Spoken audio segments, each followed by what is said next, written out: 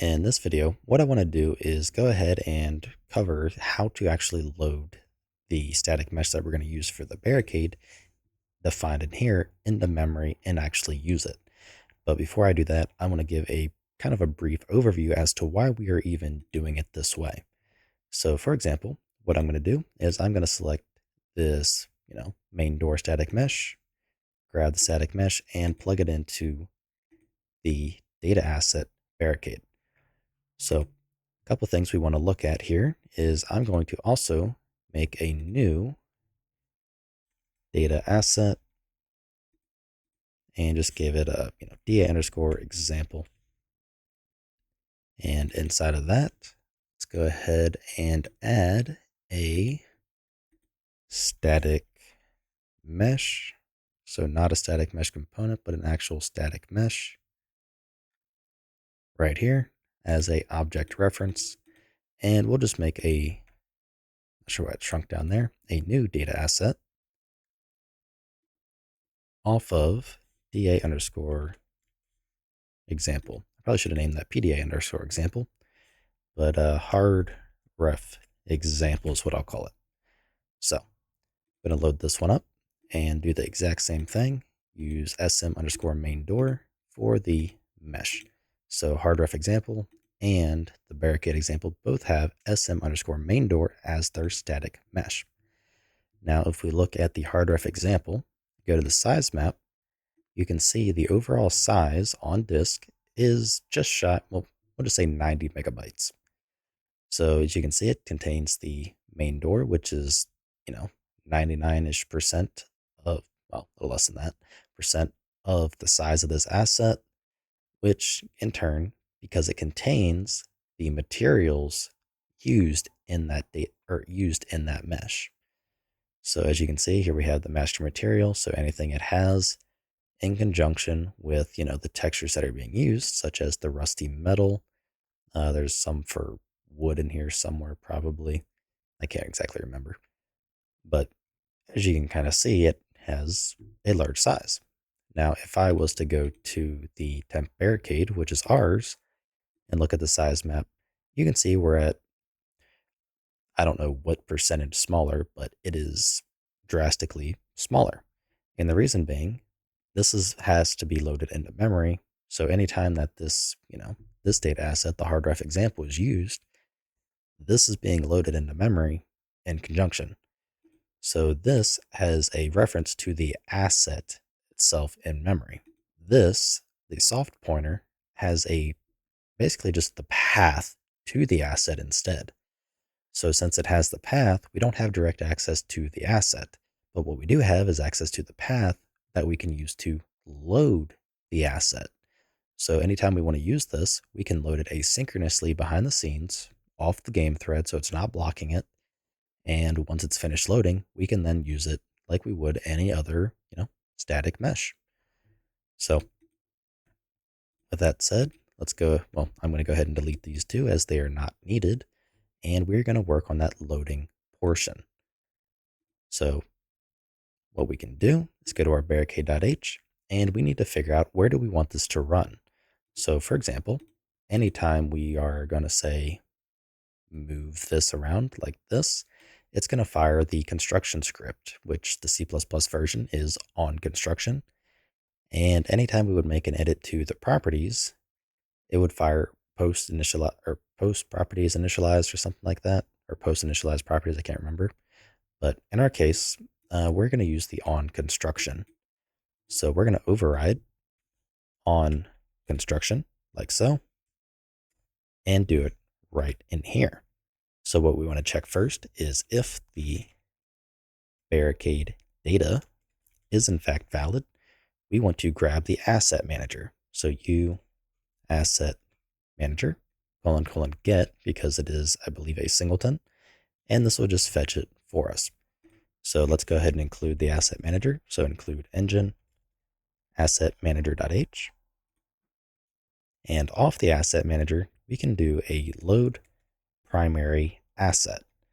Now this primary asset takes in a primary asset ID, which we can get from our own data asset because it implements, if we look really quick, the primary data asset implements the get primary asset ID function. So all we have to do is just grab the Barricade data, call get primary asset ID. Next up is going to be the bundles to load. So which bundles do we want to load from this data asset? Now the bundles are defined by a meta attribute. At least I think they're called meta attributes. I don't know what they're actually called, meta specifier or something like that maybe. So for example, meta equals asset bundles, and we can just give it the bundle of visual because it is a visual, property. It's a static mesh. So we would just tell it to load visual. So basically any bundle that is marked with visual, it's just going to load it. So we can do a new array of f names or a initializer list and just type in visual. And that'll tell it basically to load, well, this guy right here in the memory. So next up is going to be the callback. So what do we want to happen when this is finished? We need some way to be notified that it has been loaded into memory, because remember, this happens asynchronously. It's off the game thread. So we can use the f streamable delegate for that. So we're going to create a new f streamable, if I can spell it right, delegate. And we want to create a U object. And this is going to be the user class of this because we're on, this Barricade. And we need to make a new function for this. And I'm going to call it on bundles loaded. So let's go ahead and do a Barricade on bundles loaded. And now we can go ahead and make it. So let's go ahead and I'll just do it under protected. We can do void on bundles loaded and create there we go. Say it didn't create the definition at first, and just create the definition. And we have it right here. So this will tell us that the static mesh is basically ready to go.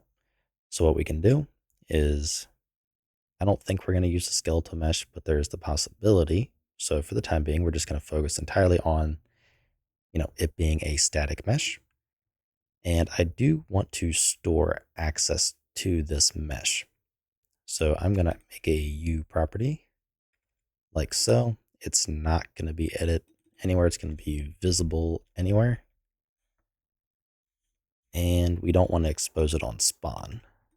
So we want a T object pointer of a U. Let's just do a U mesh. Now we'll use static mesh component. And we'll just call it static mesh component. And I actually want to move this to the top like so, because these are, I like to keep the components and normal properties separate.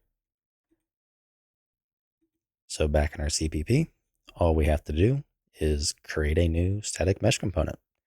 So static mesh component equals new object of type U static mesh component. And this is going to be the outer / parent. And then we're going to give it the name of static mesh component. Very similar to how you would use create default subobject.